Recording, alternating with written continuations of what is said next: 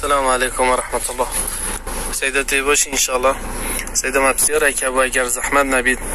سيدة بدرستی معنا کلمه حضرت یعنی چه؟ چون که اهل تصوف گله جارا مثلا بو صحابی ها بکاردینن بیجن مثلا حضرت عمر، حضرت حسن، حضرت ابو بکر.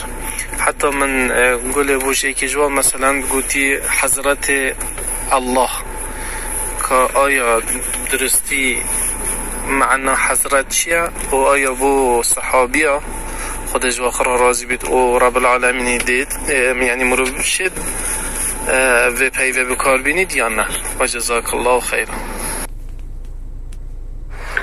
و علیکم السلام و رحمت الله و برکاته. براگیان الحمدلله از باشم خودش در راضی بیدن.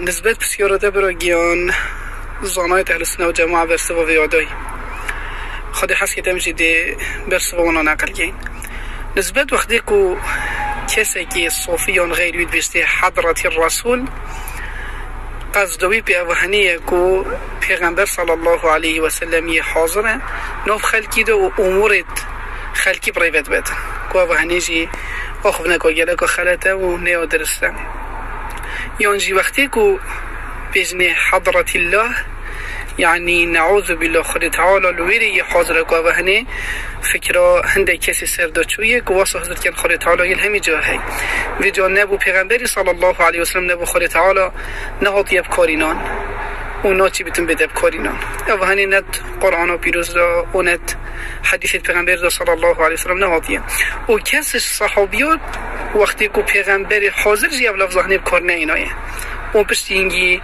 نه تابعیان نه هر چهار امام و کسی بکار نه اینایه بجا وهنی و درسنینه و فکره که خطره ناچی بیتون تو بیجی حضرت نبی حضرت الله حضرت عمر بیتن همی درسنینه چگی قصدان پیوه که اوهنی هزروانه یعنی پیغمبر نعوذ بالله هفتی جاره گیتید نشورت خلکی بریوت بدن لود بجنی پیغمبری حاضره اوهنی جیو خلطه و ناچی بیتون تشکیله کی بارک الله فیکم.